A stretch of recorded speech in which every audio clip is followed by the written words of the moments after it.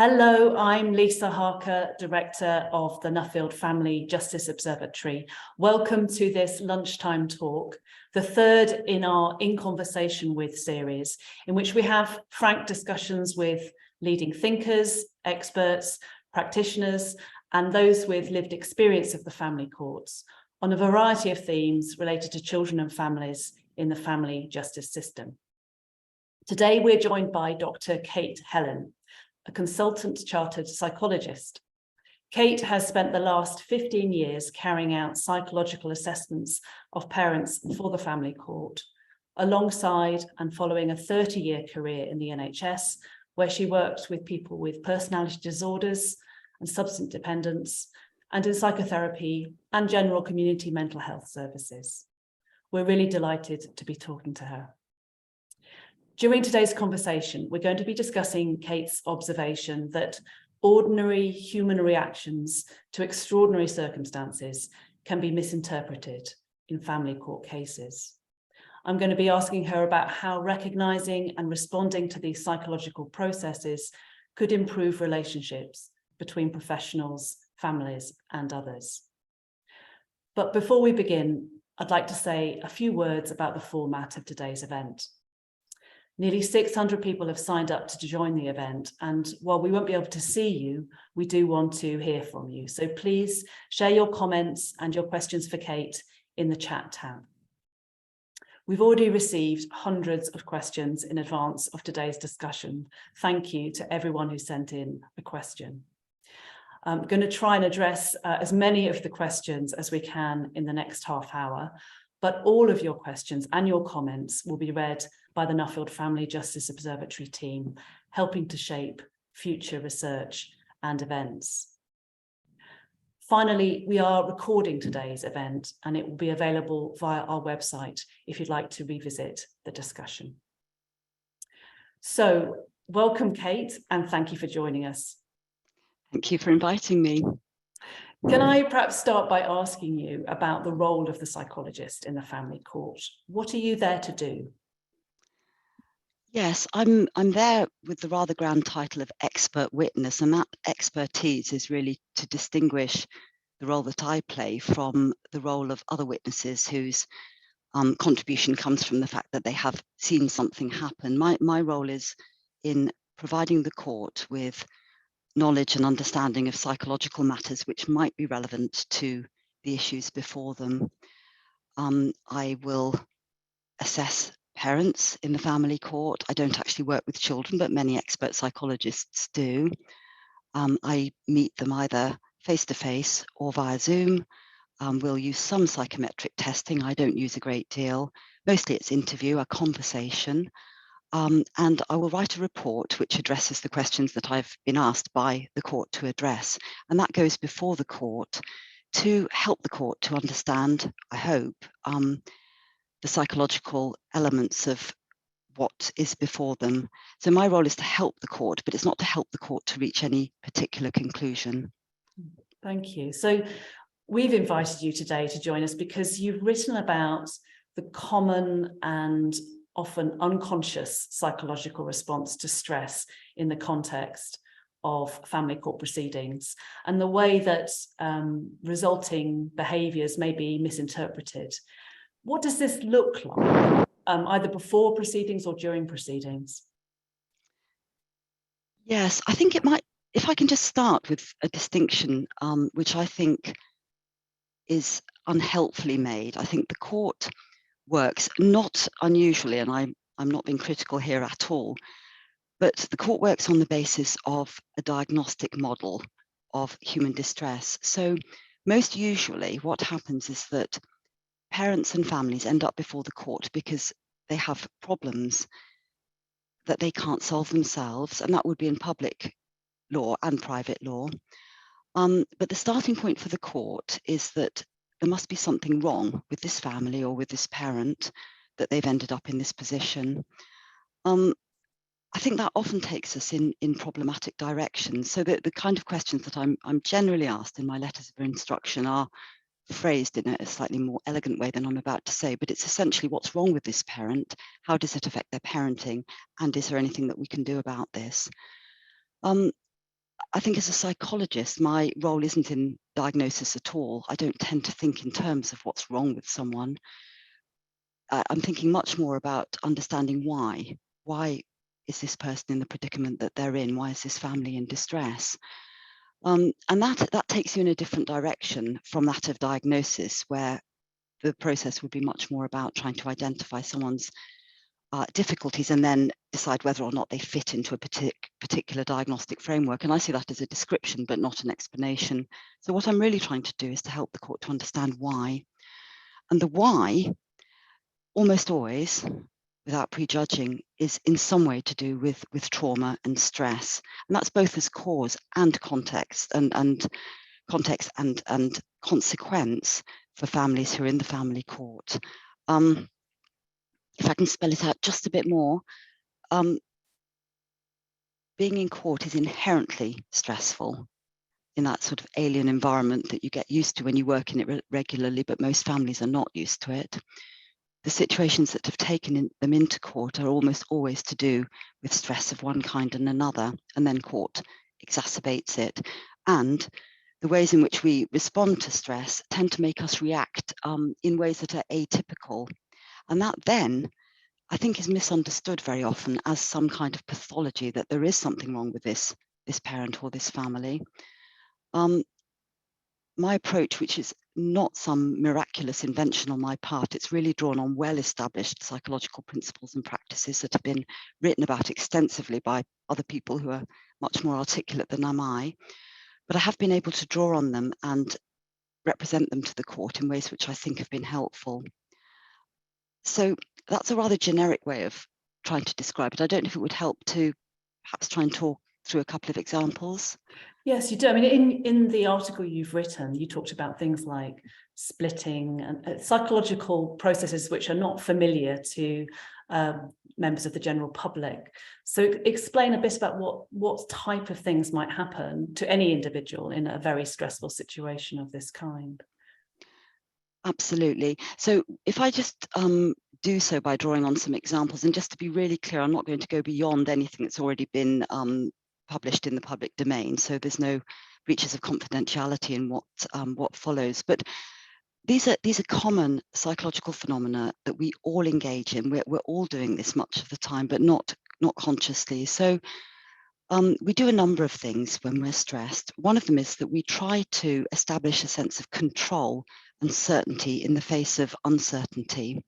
And that can often make us very rigid and somewhat black and white. We stop being open to information that unsettles us or causes us to doubt our perspectives, and we become rather rigidly adherent to what we tend to believe and how we tend to see things, because it makes us feel safer when we're scared.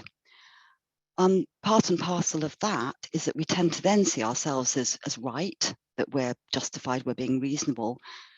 And in order to maintain that position, that means we're forced to see other people as wrong, as incorrect, as holding incorrect views, and as being attacking often of us. A polarization develops, and there are technical expressions for that. Splitting and projecting is one expression which comes from the psychoanalytic language. Someone else put it in a much more colloquial way as othering. So I think that might be just a more kind of current way.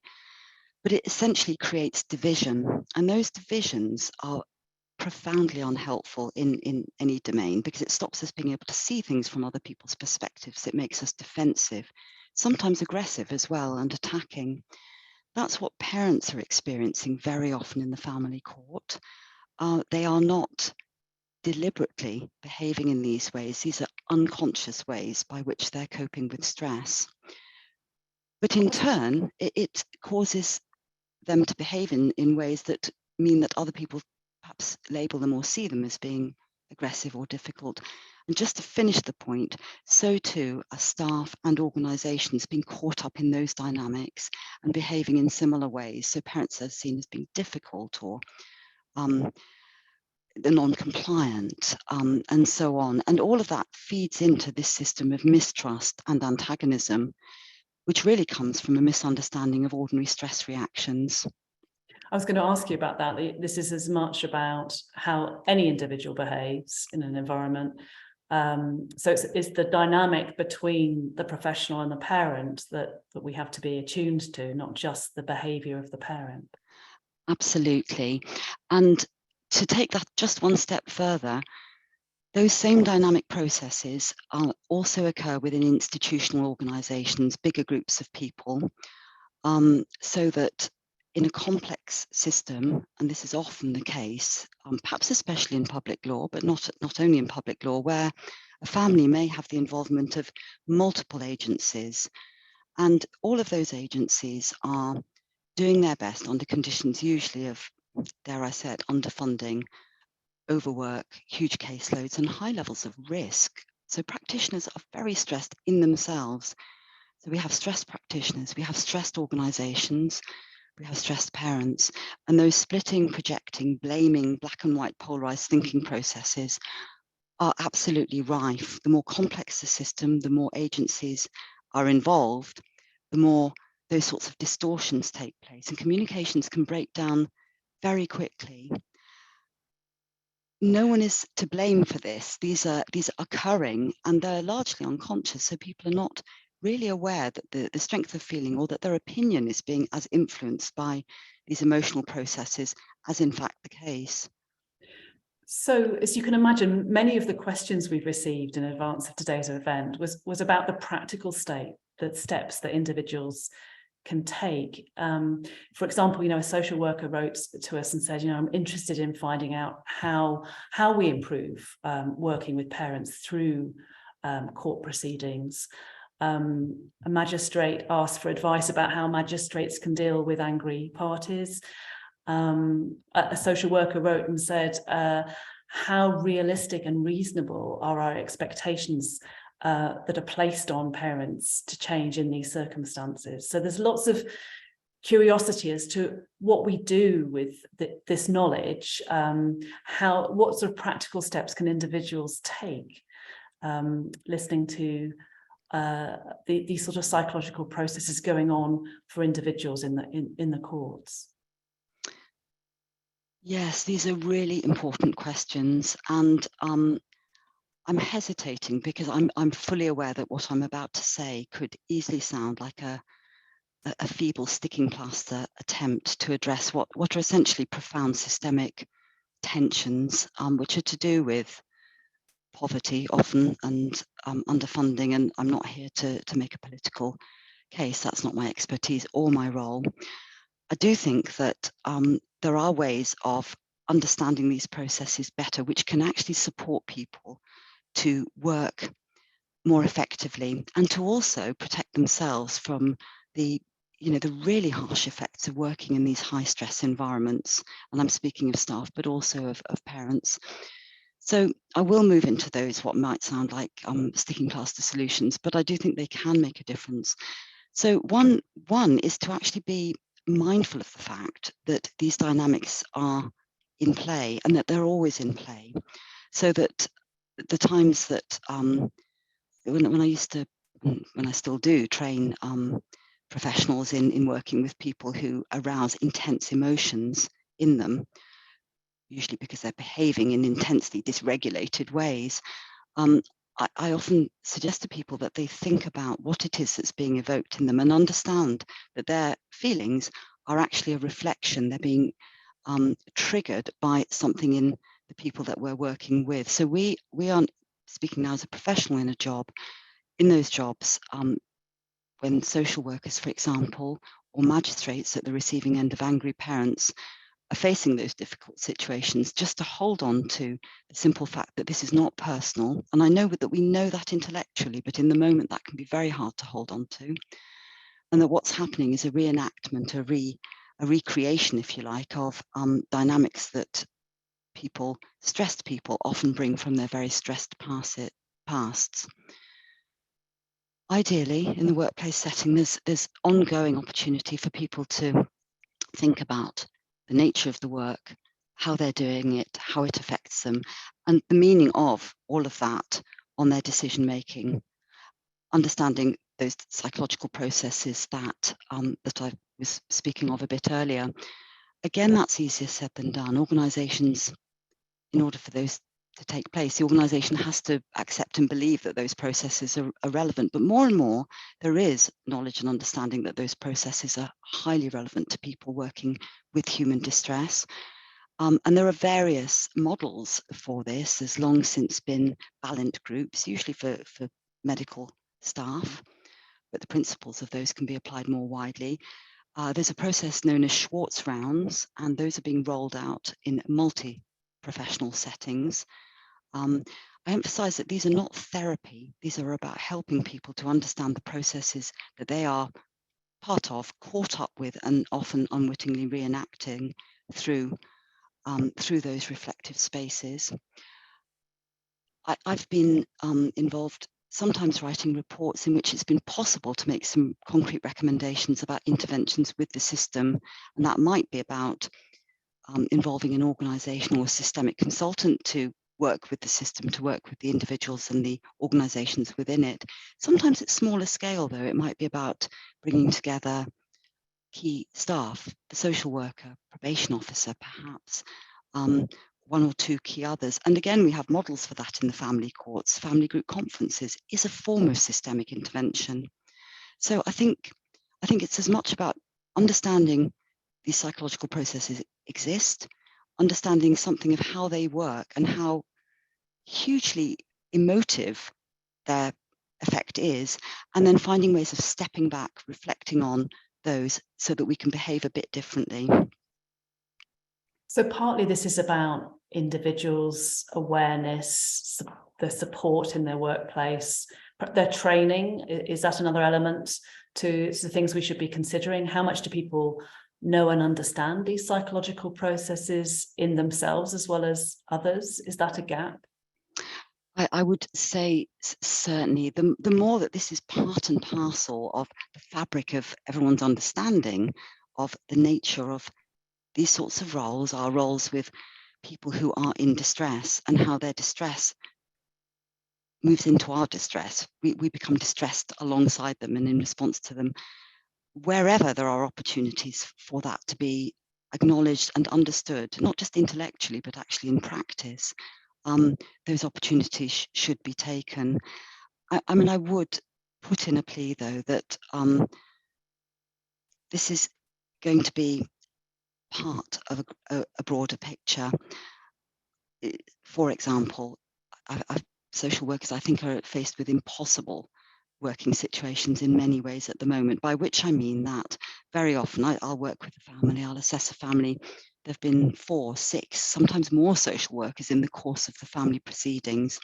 So that creates real difficulties for both a mistrustful and a highly stressed parent and the social worker coming in fresh, having to pick up the case for whatever reason. I'm not pointing fingers in any way at all, but that social worker will be met with a degree of hostility and mistrust simply because they are yet another person. So these systemic organisational factors which run alongside that process of understanding and self-reflection are absolutely key.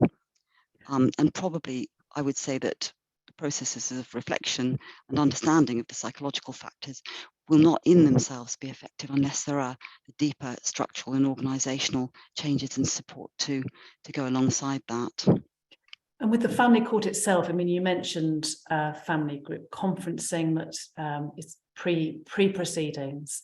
But in terms of some of the innovations within the family court, the family drug and alcohol court, a more problem-solving approach, is that moving in the right direction to create the kind of environment where these sorts of psychological processes can be acknowledged and the professionals involved in a case can work together to support a parent more effectively?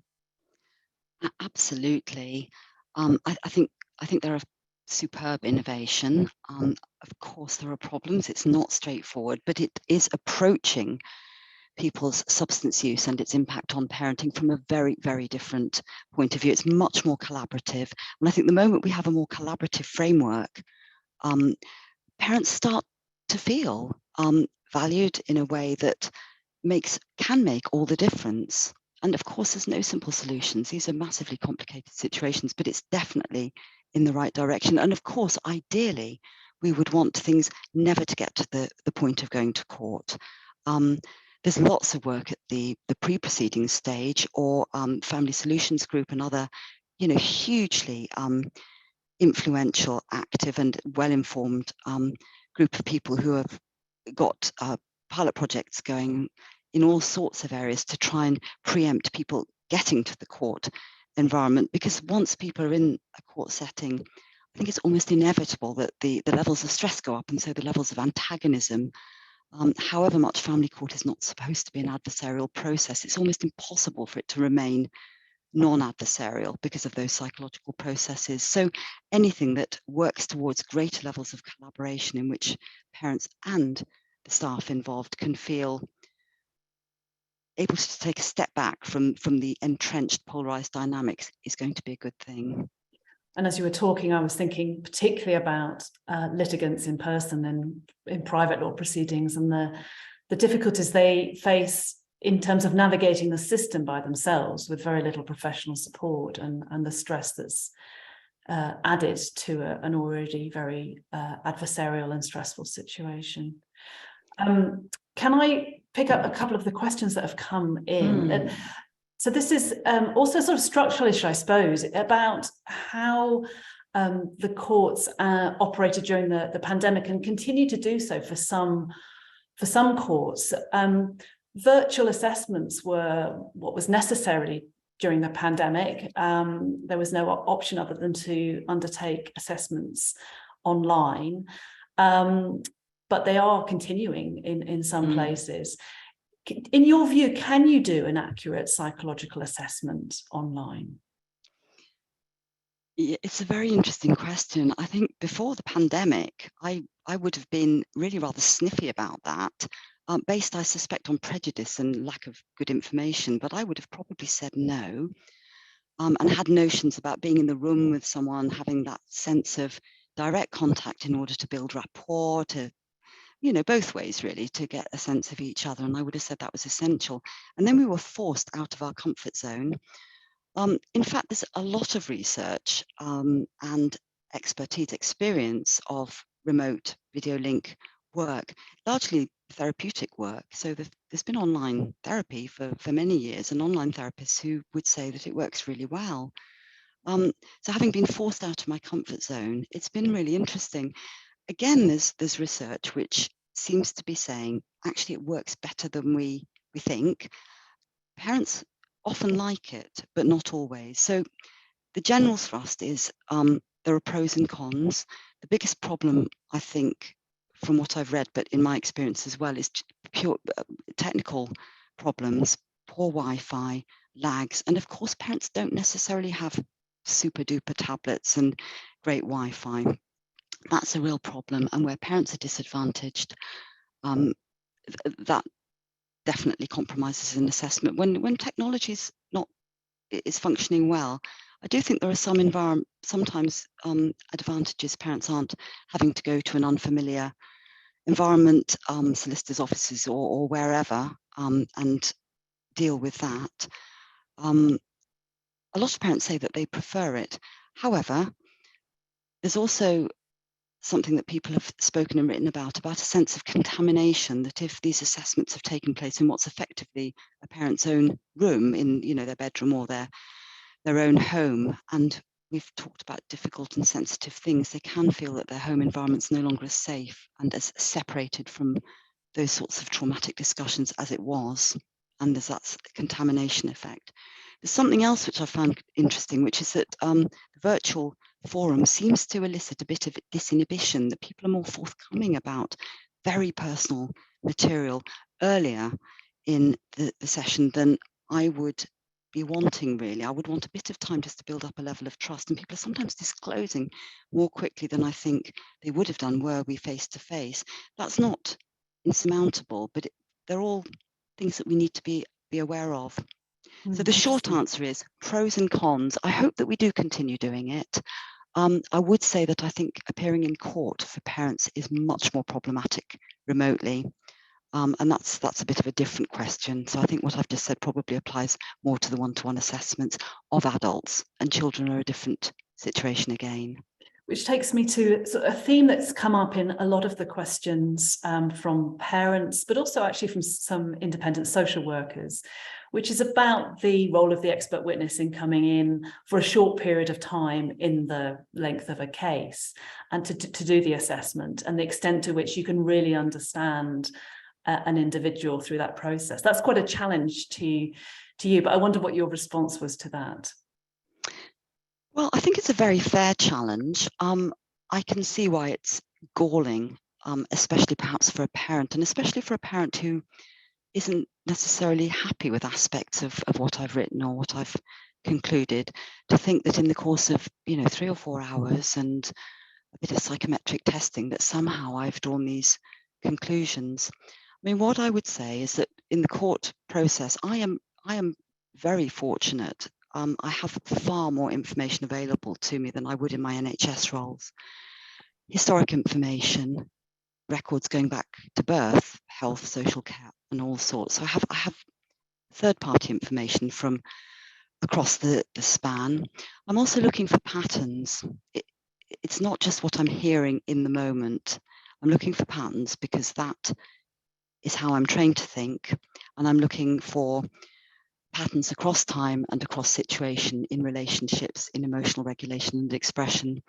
It isn't just from information in that 3 hours, it's those 3 hours or 4 hours of interview are a snapshot of the broader picture. I'm also tentative, and I think it's really important that professionals can be careful, can say when they're not sure, can say when they don't know.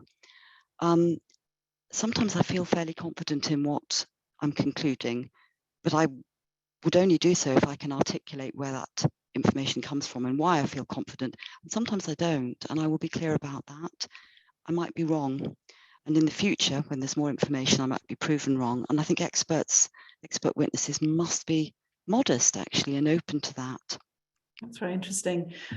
Oh, another frustration that comes through, and I imagine this is a frustration you must share, is that the recommendations of psychological assessments are not matched by the availability of interventions for parents, and the huge frustration that's felt in a system that's able to assess but not able to support. What are your thoughts about that? Absolutely. I mean, it's something I do feel very strongly about. If there's one message to any of my colleagues, and I'm sure other people must feel the same as I do, I would really strongly suggest that people are very careful before they make very specific recommendations for interventions, unless they know that those are realizable in the parent's locale and cost-free and in realistic timescales. And that's very rarely the case. Publicly provided interventions, whether therapy or whatever else, are rarely available in a timely fashion across the board. I think also that the courts, and I do not blame the courts one little bit, but they do take recommendations very literally, so that if a report, and it probably wouldn't be my report because I don't tend to make these recommendations for the reasons that I've just set out, but if a report does say that someone needs, X sessions of a certain kind of therapy, and the person hasn't been able to access them or hasn't wanted to access them, the court can sometimes conclude that that person then remains at exactly the same risk as they perhaps were prior to the therapy, and that's not necessarily the case. Therapy, to use this as an example of an intervention, therapy is but one way by which people may be able to address the concerns before the court. But for the same reasons, as much of what I was saying earlier, that the difficulties before the court are almost never singular, simple difficulties that therapy in itself can address. They're much more likely to be embedded in a whole broader range of social and social factors and economic factors. Those factors are going to be every bit as important, if not more important, than therapeutic recommendations. So I am very careful to say that therapy could help. It's not the only way that it might help. If someone can access it, that would be great. I usually suggest, or often suggest, that to the court that their decisions aren't predicated on the receipt of that therapy or not.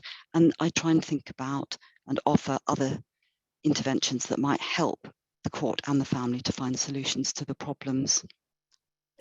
look, we could be talking for several hours. I found that so fascinating. Thank you so much for joining us, Kate. Just to say before we leave, if you'd like to find out more about the Nuffield Family Justice Observatory and our work, please visit our website, which is nuffieldfjo.org.uk. And to be kept informed of upcoming research and events, you can sign up to our regular bulletins at nuffieldfjo.org.uk/subscribe. We'd be really grateful if you could fill in our event feedback form, which will be in the chat. We do read those responses and they help us to plan future events. And we very much look forward to welcoming you to future events. Thank you very much and see you soon.